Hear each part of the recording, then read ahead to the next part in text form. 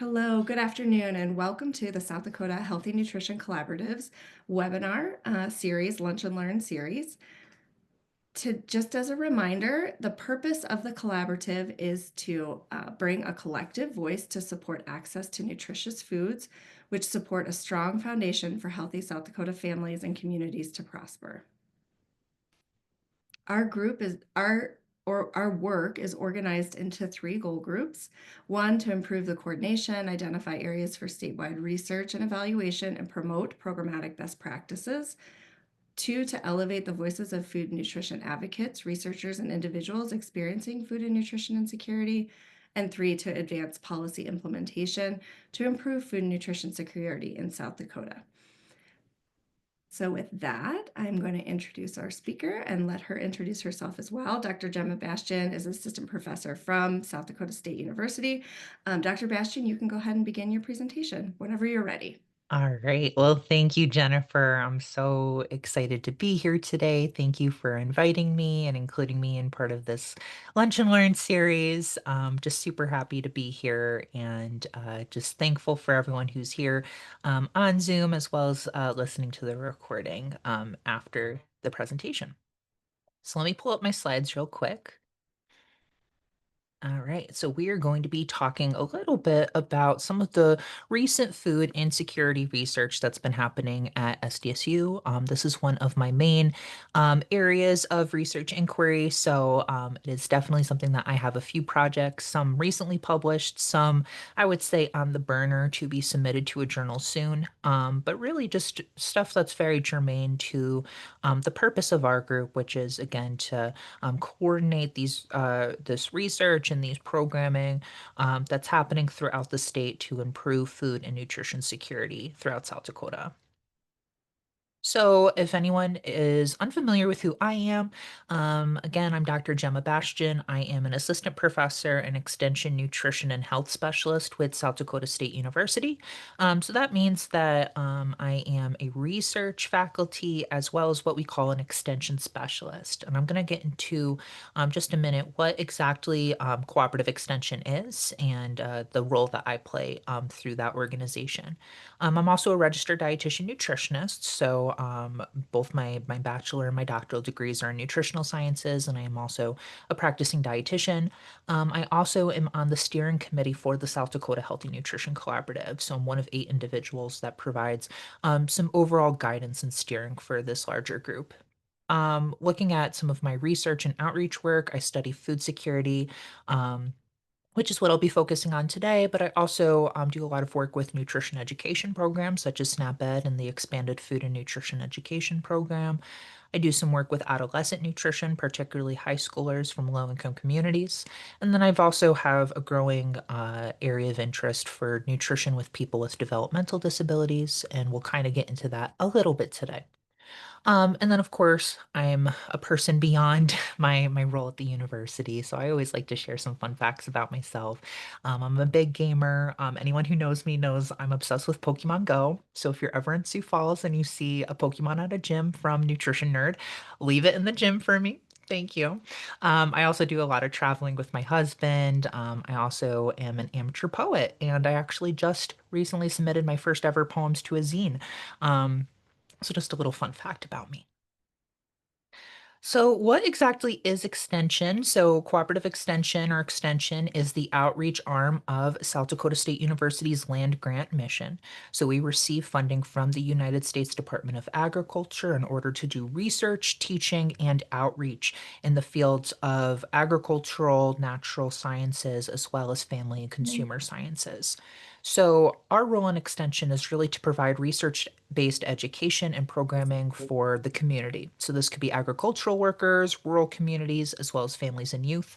And you can see that we're divided into 4 main capstone areas. So, you can see agricultural and natural resources. So, those are extension agents that work mostly with farmers and growers, producers, manufacturers.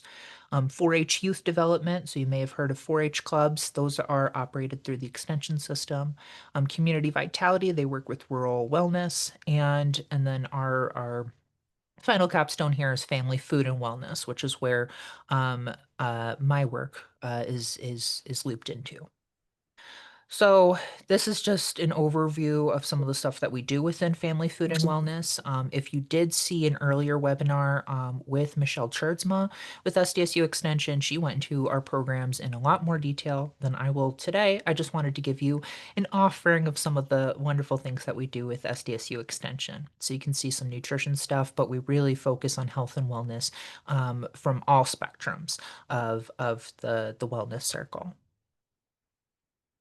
So, going into food security, before I'm going to talk about my research on food insecurity, I want to make sure that we're all on the same page with what is food security and insecurity.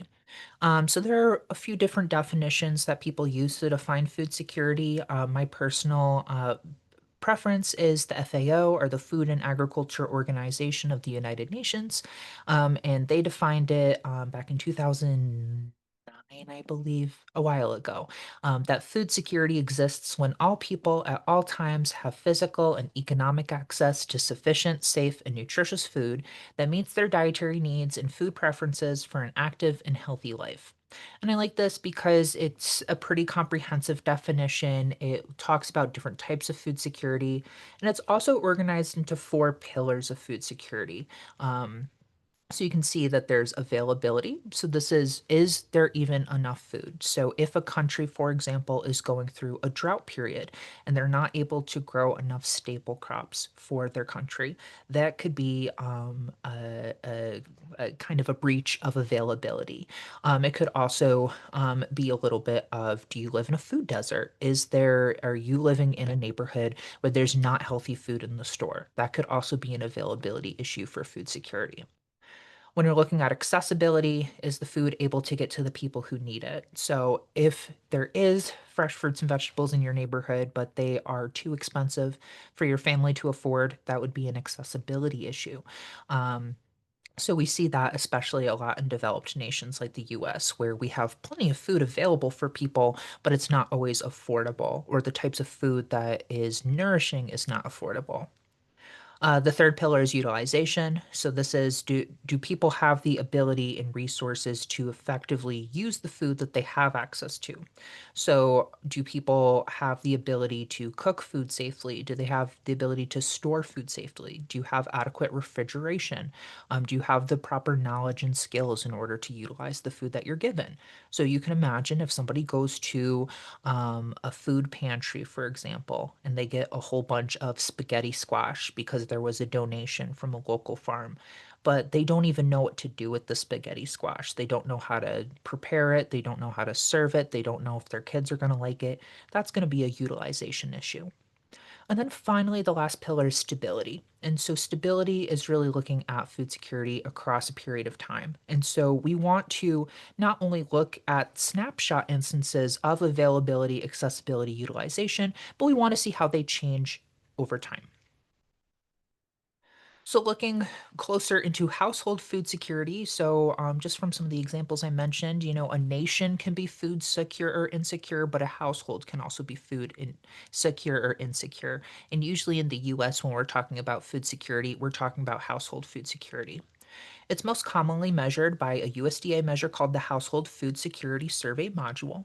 This is an 18-item questionnaire that is asked of a head of a household in order to determine household food security. Households that do have adults and children in the household answer all 18 questions, although there is some skip logic. So if someone is relatively stating that they're food secure, they don't actually answer all 18 questions, but there are 18 questions that a household that has adults and children can be asked. If the household has just adults and no children, then there are 10 questions. So 8 of those questions are child specific. There's also a short form version of the questionnaire that is considered valid and reliable, and that is 6 questions. So that can reduce participant burden. If you are already asking a participant in your program a lot of other questions, then maybe you use a shorter version of the survey. And then finally, in clinical settings, we use a hunger vital sign, or 2 questions that are from the household food security survey module, that are used to kind of quickly assess food security in a clinical environment. And those have also had established validity and reliability. So when we're looking at the questions, I'm not going to go through all 18 questions, but they measure different psychometric dimensions around food security, such as anxiety about running out of food, not being able to afford balanced meals, and certain behaviors that we see in food insecure households, such as skipping meals or maybe eating less than you normally would. The scoring of these scales is a little different depending on which version and how many questions were answered. But overall, food security is placed into four main categories. The first two are considered our food secure categories. So you can see high food security, no real problems with any food access or any availability issues with food security at the household level. When you get into marginal food security, maybe there's one or two indicators, and usually those are the anxiety indicators. So you're worrying about potentially running out of food, but you don't normally do so, or you don't normally exhibit any of the behaviors that food insecure households face. So that still puts you in the food secure category. Then you see the other two are food insecure categories. And so the first one is low food security. So, again, this is when you are reducing the quality of your food. So, for example, maybe a college student is having a hard time paying tuition and, being able to afford healthy groceries. And so they're on that ramen noodle diet, right? That is so stereotypical, but often is really real of college food insecurity. And so they're still eating adequate calories, but they're not eating the quality of foods that are important for a healthy diet or what they would normally choose had they had the resources available. And then finally, we have very low food security. This is where you start to see reduced quantity of foods consumed, so disrupted eating patterns such as skipping meals or eating less food than you would like to.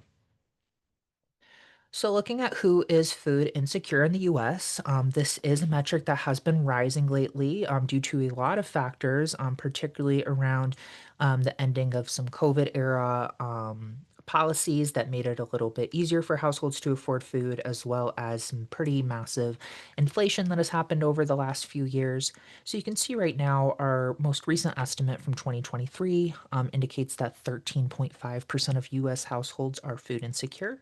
And you can see that's broken down into 8.4% of households with low food security and 5.1 with very low food security. On the graph on the right-hand side shows how that prevalence has changed over time. And so again, you can see that the food insecurity has really shot up since 2021. And again, that's when a lot of COVID era policies have ended, coupled with some pretty stark inflation, which is leading it to be the highest it's been since, about 2014. So since the end of the Great Recession. When we look at groups that are more likely to experience food insecurity, we do see some certain patterns in the data. One group is single parent households, particularly if it is led by a woman as opposed to a man. So those single moms are really facing a lot of food insecurity. Black and Hispanic households are more likely to experience food insecurity compared to white non Hispanic households. Households that are lower income, and so here defined as less than 185% of the federal poverty line, which is the general income criteria for programs such as WIC, are also more likely to experience food insecurity. We also see, compared to suburban households, that both urban and rural households experience food insecurity. I think South Dakota in general is a really great example of that, where we see some real pockets of stark food insecurity in places like Sioux Falls, but we also see it a lot in our rural and frontier communities. And then when we're looking at regions of the US, households in the South are a little bit more food insecure than households in the Northeast or other regions of the US. So, looking more specifically at South Dakota, the most recent estimates that we have are from 2022, and this is from Feeding America's Mapping the Meal Gap study. I'm sure if you've ever heard Stacy or anyone else from Feeding South Dakota present that they've shown this graph as well. Our 2022 estimate for food insecurity in South Dakota was 11.7%. The national average that year was 12.8. And so you can see we're doing a little bit better than the national average. A naive person might think, oh, well, it's not a big problem in South Dakota. However, that is still over 1 in 10 households across the state. And you can also see that that prevalence is much higher in certain communities throughout our state, and particularly in counties that house our native reservations. As you can see on this map, in Oglala Lakota County, it actually has the highest rates of food insecurity in the entire United States. So in these 16 counties that are kind of highlighted here, food insecurity impacted 1 in 8 households or more. So it is a really stark issue, especially for many of our rural and tribal South Dakotans. And of course, food insecurity is not just an issue because of a lack of food, but it's also an issue because of the long term effects that this can have on our health and well being. So, again, poor nutrition we already know leads to several diseases such as heart disease and diabetes. In fact, 7 of the 10 leading causes of death are diet related, and those kill 1 in 5 Americans eventually. You can see this wheel graphic on the right that kind of shows how food insecurity and chronic disease are particularly related. And as you can see, a lot of those coping strategies that we talked about with food insecurity, such as worse dietary quality, poor eating behaviors, are going to exacerbate chronic disease. And then folks who are chronically ill have more healthcare expenditures. They're taking more sick days off of work. They can't necessarily make the same earning potential that they used to before chronic disease, which means they have less income, less ability to buy healthy foods because now they have all these medications, all these conditions to manage. And so that further exacerbates food insecurity. So it becomes this really chronic, really cyclic issue that we work with in the space. And so, one of the ways that our country has recognized this and addressed this is through the definition of nutrition security. And so, this is an additional definition that we in the U.S. have alongside food security. And so, you can see that the definition here is nutrition security means all Americans have consistent and equitable access to healthy, safe, affordable foods essential to optimal health and well being. Now, if you go back to the FAO definition that I presented earlier, it did have some of these things about, having a healthy lifestyle involved with this. So I kind of argue that nutrition and health and wellness have always been part of the psychometric definition of food security. However, politically, I think it is good to kind of situate nutrition security there because then it allows people to be more directly see. The relationship between food insecurity and chronic disease and health. And so you can see here President Biden in September 2022 hosted the first White House conference on hunger, nutrition, and health since 1969. And so, really talking about food and nutrition insecurity at that conference.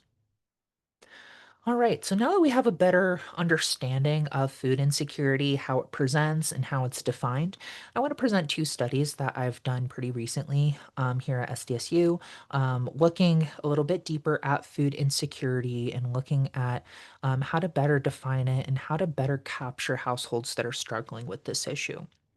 So the first study I'll talk about is really an exploratory study that was looking at which groups of people are more likely to experience chronic food insecurity as well as episodic food insecurity. So we'll be talking a little bit about that stability pillar or how food insecurity changes over time. The second study is looking at measuring food insecurity among South Dakotan families who have children with disabilities.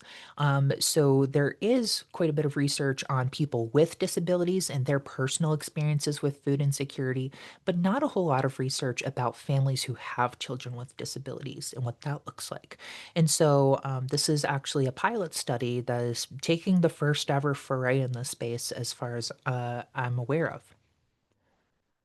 So, looking at the first study, which again is that instability and how food insecurity presents over time, this is already published. It was published in 2024 in the Journal of Academy of Nutrition and Dietetics. I'm also very proud to announce that it was actually selected as a finalist for the Huddleston Award. This is an award that JAND, the Journal of Academy of Nutrition and Dietetics, presents to it's essentially their best article of the year award. And so while I was not chosen for the final award, I was one of 5 articles selected for consideration for the award, which is a huge honor in and of itself. So I'm just super proud of this paper. It's a really cool study, and we're going to dig a little bit into what we found through it. So again, going back to our four pillars of food security, again, we have to have all four of these pillars: availability, accessibility, utilization, and stability present in order to achieve food security, either at that nation level, community level, or household level. Um, but when we're looking at stability, we kind of almost graced over it a little bit, right? It's like, yes, we have to have the access, the availability, the utilization. It's got to be there over time. We got to make sure that it stays consistent over a long period of time in order to truly be food secure. But that instability can really present in several different ways. And there are probably differences in the way that those instabilities present. So there's a little bit of research in the literature kind of defining these different instability points, but not as much as you would think. And so these are the ones that are most commonly defined in the literature and the ones that we used for this study. So the first one is chronic food insecurity. So this is a household that is, again, food insecure most of the time throughout the year. So these are people that are really struggling. This is what we would have called hunger back in the day. Back when in like the 1960s, when this was starting to become a more national concern. So these people are, again, chronically food insecure, really honestly going hungry. Seasonal food insecurity is households that are food insecure for a shorter seasonal period. So maybe, they are food insecure throughout the winter and then they have adequate food in the spring, summer, and fall. Maybe we see this a bit with agricultural families. There are some other things that I'm going to suggest as we talk about the results a little bit more. Intra-monthly food insecurity is when a household is food insecure at a certain time of the month. So this could be maybe at the beginning of every month they're food insecure until those SNAP benefits renew. And then they finally are able to afford food again because they have their SNAP benefits. That's kind of where we mostly see this, but there could be if there's any other monthly fluctuation. I will say, as an employee of South Dakota State University, I get paid monthly. Luckily, I, have plenty of financial resources for food, but you can imagine if I didn't get paid that much, maybe if I was a graduate assistant, I could be experiencing some food insecurity right before that paycheck hits. So there are other ways that intramonthly food insecurity could be presented. And then finally, we have intermittent food insecurity, and this is kind of like your random one. There's no real specific time frame, and we're still um, as you can imagine, there's so many other factors that could lead a household to experiencing food insecurity. So not all of them can be fully categorized like the other three. So when we were looking at these different types of food security instabilities, we really wanted to know what types of factors, both socioeconomic and demographic, were going to increase a household's likelihood of experiencing one of those food security instabilities. Or certain types, we know that, for example, single households or single parent households are more likely to experience food insecurity in general, but are they more likely to experience chronic or maybe seasonal? Those are the types of things that we wanted to explore through this study. We also wanted to know if chronic disease was associated with a certain type of food security instability. So again, knowing that there is a link between food insecurity and say heart disease and diabetes, we wanted to know if there was maybe a certain type of stability in there. Maybe it's only with chronic food insecure folks. Maybe it's only with intramonthly. So we really wanted to explore that. So, because this was an exploratory study, there weren't any formal hypotheses that we established. However, we did assume certain trends would exist. So, like, for example, SNAP participation would be associated with that intramonthly food security and stability. Um, so, looking at our methods, this study was a secondary data analysis of data that was collected by the Center for Nutrition and Health Impact. At the time, it was the Gretchen Swanson Center for Nutrition. But essentially, this is a nonprofit organization that does a lot of research and evaluation around community nutrition needs. So, they had already developed a survey to kind of get at these different aspects of food security instability. And so, they were providing an opportunity for early career researchers to do secondary analyses with their data set. And so I was awarded one of those grants in order to do some of that secondary analysis for them. The study that I was looking at, it was a survey of low income adults in 5 states. So California, Florida, Maryland, North Carolina, and Washington. And they were all surveyed from places where low income, particularly food insecure adults gather, such as food banks and food pantries. And this was specifically because they wanted to validate these scales that were looking at different aspects of food insecurity. So we got a pretty decent sample of people who are food insecure through this. And the participants answered the household food security survey module and then additional questions about when that food insecurity occurred and if the food insecurity was indicated. So this schema kind of shows how participant questions were asked for the different types of food insecurity stability questions. It's a little complicated. I'm not going to expect y'all to fully wrap your head around it. That's what the publication's for. But essentially, they would be asked a question. So, for example, I worried whether my food would run out before I got money to buy more.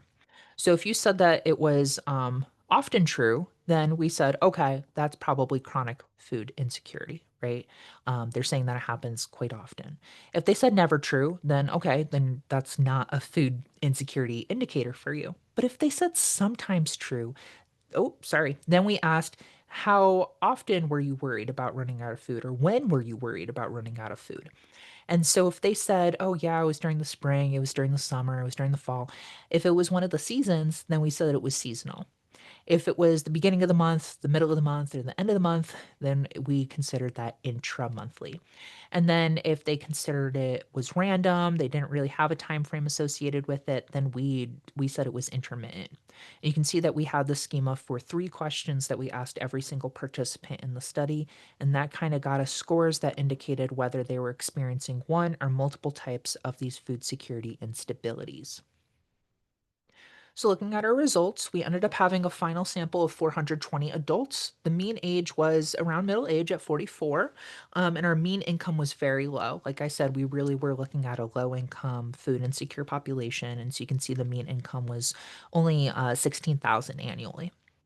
72% of our sample experienced low or very low food security in the past 12 months, which again was intentional in our design because we wanted to look at these differences in the stability types. And then looking at our different types, you can see that they ranged from 28% with seasonal all the way up to 44% with intramonthly, which was the most common instability type with food security. So, looking at some of the factors, we ended up doing some logistic regression analyses to take a look at some of these factors and see where the associations lied. And so with chronic, we really saw that folks that were a male head of household reporting. So if we had a male head of household reporting, they were more likely to report chronic food insecurity as opposed to seasonal or intramonthly. Also, folks who were participating in state sponsored healthcare, such as Medicaid or Medicare, were also reporting higher likelihood of chronic food insecurity. And so you can imagine that this probably means that this is a pretty impoverished population in general if they are requiring use of several state associated support systems. And there's some other stuff about male head households that I'll talk about on the next slide. With seasonal food insecurity, we saw this more likely occurring if there was a female head of household that was not participating in a program like Medicare and Medicaid. I'll talk about that as well because I think there's some really interesting um, things that we can speculate from that or hypothesize. And then the intramonthly, again, the major factor there was participating in SNAP, which was kind of what we figured from that type of food insecurity. Looking at intermittent, we didn't see any associations with that. We also didn't see any associations between chronic disease factors and any food insecurity type. However, I will say that just due to our sample size and our distributions, we did put all of the chronic disease indicators together. So we weren't really able to tease out whether maybe having high blood pressure was associated with something or if having diabetes was associated with a certain type. We just didn't have the numbers in order to adequately do that analysis. So again, looking at some of those implications from those results, again, looking at males that might be experiencing that higher chronic food insecurity, I'm thinking that what we saw there, just based on our sampling, is more of that ABOD population. And so, if you're unfamiliar with the term ABOD, that means able-bodied adult without disabilities. In SNAP policy, this group is tends to face the most stringent work requirements for being on SNAP, particularly in some of the states that were surveyed for this study. And so, because of that, if say, a male had a household that doesn't have children, is, having a hard time finding a job, they might actually be off of SNAP benefits. And so I think that that is some of the pattern that we're seeing there with those associations with chronic food insecurity. Looking at that seasonal, we saw there was female as well as not having, Medicaid or Medicare or a program like that. So there's probably a higher likelihood for women in our study to have part time or seasonal work, particularly if they're also child rearers. That is going to put them there. And so, as you can imagine, if their healthcare is not government sponsored, then it's probably job sponsored. And so, if they have part time or seasonal work, or if they experience periods of unemployment, or maybe they take time off of work to introduce a new member of their family, giving birth, all of those things are going to put them at a higher likelihood of food insecurity in that seasonal component because, again, they're choosing between paying for healthcare services and food. And again, this is all speculation. This isn't necessarily what we didn't prove this through our study, but we're looking at, kind of the associations we found and kind of seeing what are potential future hypotheses that other researchers can study. And so, really, what we want to do here is also look at these associations because this can help practitioners, such as physicians or dietitians, better screen patients for food insecurity and come up with better tailored solutions, right? If we know that, a certain type of person is more likely to experience food insecurity in this way, then we can think of more tailored community and policy solutions that can impact those people. All right, so now I'm going to switch gears a little bit and talk about my second study. So, this one is again looking at food insecurity prevalence of families who have children with disabilities. And this is, a real important part of the population. Over 3 million children, or about 4% of the under 18 population in the US, have some sort of disability. And this can be defined as having ability with seeing or hearing, concentrating and remembering, walking and climbing stairs, dressing, bathing, or doing other activities like that, as well as doing errands by themselves for older children. And so you can see, we don't necessarily put any diagnoses with this definition of disability because there are so many different diagnoses and conditions that could impact this, as well as sometimes it's hard to find a diagnosis or there's a lot of stigma around certain diagnoses, and so this allows us to better understand disability without necessarily having that those pathologizing type of terms used. These rates of disability are higher, particularly among children living in poverty, as well as American Indian populations. So, again, looking at our food insecure populations in South Dakota, I was really interested in kind of looking at um, some of the instances between disability and food insecurity. So again, looking at child disability in South Dakota, it is a bit lower than national average. We only have 2.9% of children in our state having a disability by this definition. But again, looking at those racial and socioeconomic disparities means that we probably have higher rates of children with disabilities in the same places where we have elevated rates of food insecurity. And frankly, this is something that I've seen in my practice. So I am an adjunct faculty with the USD Center for Disabilities, and so we see kiddos from all over the state with disabilities come into our clinic, and we have definitely seen kiddos come in, and the family is basically using the Sanford Food Pantry on the way out, and we're giving them gift cards and anything else that we can to kind of help them make sure that they have a few hot meals between Sioux Falls and where they're going back to. So it really is a pressing issue for a lot of our communities, particularly in the disability space. So, what are some of the factors that might make a family that has a child with a disability more likely to be food insecure? Well, as you can imagine, these families tend to have much higher healthcare needs. So, there's much more appointments, there's much more medical equipment often, there's more interventions. They have a lot of practitioners that they're seeing. And for some children, this also can include food. So, there might be medical diets that a child has to follow, certain supplements that they want to take, or even specialty formulas. There are some kids who are tube fed or even have home TPN in order to support their nutritional needs. Um, the other thing that makes this a really interesting policy issue in South Dakota is while many children with disabilities are covered by Medicaid insurances, not all disability diagnoses are eligible for Medicaid in South Dakota. And even when they are, they don't necessarily cover all healthcare related expenses. So one of the things that I've learned from my partners, my research partners by doing this project is that if a child has what's called an IDD, an intellectual or developmental disability, then they could be eligible for Medicaid services.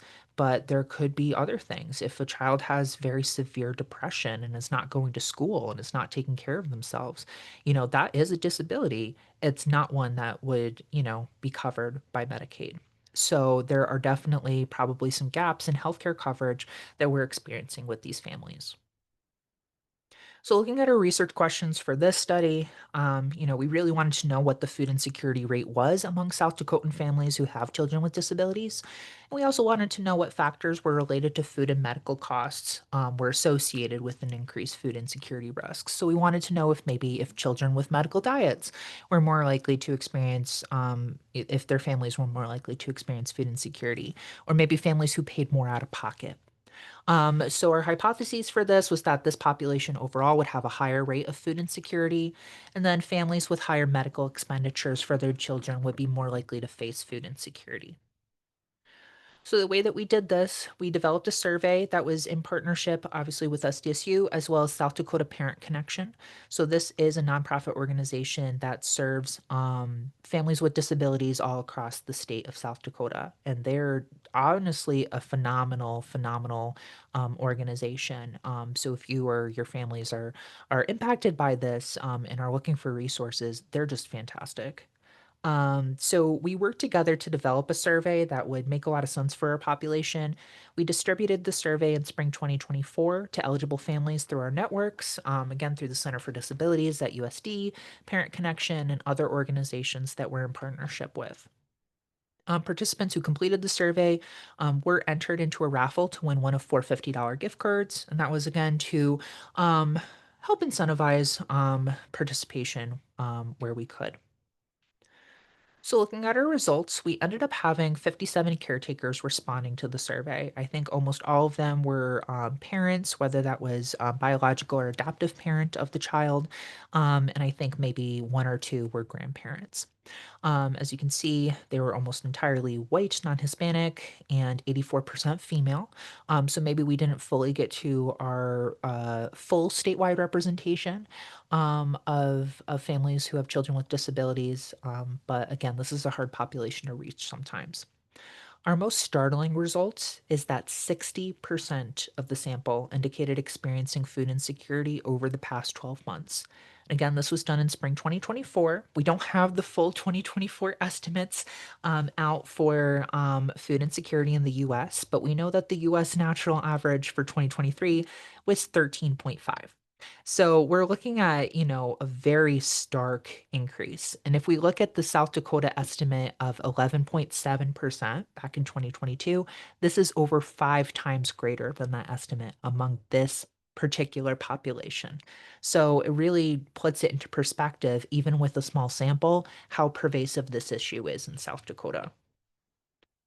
Looking at, some of the other things here. So despite all the children in our study, who were being asked about in our study, being covered by health insurance, including 70% of them were receiving Medicaid. 68% of the families still reported having some sort of out of pocket expenditures for their children. So you can kind of see the breakdown here. The darker color indicates more money being spent. So 32%, one third, did not pay a single dime out of pocket for their child's healthcare. And you can see the other two-thirds did, with 12% indicating that they paid $5,000 or more in the last 12 months for their child's healthcare. Um, and then when we started looking at some of the regression analysis for this, we noticed that these families were much more likely to experience food insecurity. So, again, if a family paid any amount of money for out of pocket costs, they had 3.5 times higher odds of experiencing food insecurity. So, this definitely was something that was very much associated with their experience of food insecurity. So, looking at our conclusions and implications here, although our study was a small pilot sample, we did have a substantial number of families experiencing food insecurity. And then we also saw that it was associated with high out of pocket medical costs. We did not see those associations with some of the food stuff that we thought. We thought, again, we'd see it with like maybe specialty diets or medical diets, not necessarily. And I think probably because a lot of that is supported by Medicaid. But again, seeing the that out-of-pocket costs are really associated here was really eye-opening for me at least. And so looking at future studies, seeing if we could get a more robust sample by maybe pulling a few states in the Midwest region, or maybe even seeing if there is a way to track how these food insecurity changes happen over time. And again, see if it's a chronic or episodic food insecurity that we're seeing in this population. Although with the widespread prevalence, I would assume that it's a more chronic food insecurity that we're observing here. So with that, I obviously have presented a lot of information today, and I'm definitely excited to get to Q&A. But before we get there, I do have plenty of acknowledgments to talk about. I've mentioned these, I sprinkled them out throughout the presentation, but just to formally acknowledge everyone who was involved in making this all a success. I received funding for these projects from both the Center for Nutrition and Health Impact, and then the South Dakota Agricultural Experiment Station helped funded some of my time as well as the incentives for that disability study. I had several students and trainees who were involved in this project. The top image is Erica DeClark, who is one of my master's students who recently graduated. She ended up winning the poster competition for her program, the Leadership Education in Neurodevelopmental and Related Disabilities, that year, and ended up being able to present her research in Washington, D.C. Last November. So, super proud of her. And then the students on the bottom are Colton and Haley, two other students that I had the opportunity to work with through the LEND program, who did some of the regression analysis for the study. Then looking at collaborators, definitely Lisa Sanderson from South Dakota Parent Connection was absolutely instrumental in that disability study. I would not have known how to ask what I wanted to ask without that input. So I'm really grateful to her. And then Eric Calloway from the Center for Nutrition and Health Impact really helped me understand the data set for that other study and really help get some of that interesting data on stability out there. So, with that, I want to give a big thank you to everyone. Of course, I want to leave this up here for a minute to make sure that everybody has my contact information who might want to talk to me about this research. But otherwise, I am available for some Q&A, and I'd love to get into that as well. Thank you so much, Dr. Bastian. I'm going to go ahead and stop the recording, and then we will get right to our Q&A.